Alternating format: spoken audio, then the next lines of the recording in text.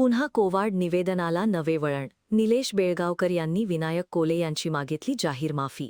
कोवाड तालुका चंदगड येथील निवेदन प्रकरणमध्ये नवे वळण घेत सामाजिक कार्यकर्ते विनायक कोले यांची निलेश बेळगावकर यांनी जाहीर माफी मागितली. त्यामुळे चंदगड तहसीलदारांना उपोषणाचे निवेदन विनायक कोले यांच्या सांगण्यावरून दिले असा खोटा व्हिडिओ कोणी एका सामाजिक कार्यकर्त्याला बदनाम करण्याचे षडयंत्र तालुक्यातील जनतेसमोर उघड पडले. त्यामुळे विरोधकांना आनंद जास्त वेळ टिकवता आले नाही. विनायक कोले यांच्याशी संपर्क साधले असता ते म्हणाले, या निलेश बेळगावकर याच्या जाहीरनाम्यामुळे माझे खच्चीकरण करू पाहणाऱ्या विरोधकांना मोठा धक्का बसला आहे असे म्हणाले.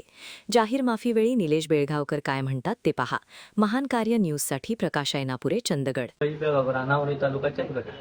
मी चंदगड तहसीलदारांच्याकडे कोवाडमध्ये भ्रष्टाचार व बनावट डाक्या कोवाड ग्रामपंचायत व मानसिक कल्लाप यांच्यावर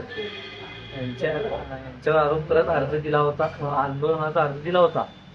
तो मी आज माघार घेतला आहे. माझी मानसिकस्थिती बरोबर नाही आहे, माझी मनस्थिती खराब आहे. त्या ह्याच्यात मी विनायक कोले याचं नाव घेतलं. विनायक कोलेचा या प्रकरणाशी काही संबंध नाही आणि माझी मानसिक स्थिती खराब असल्याने त्याचं नाव घेतलं. मी विनायक कोलेची जाहीर माफी मागतो.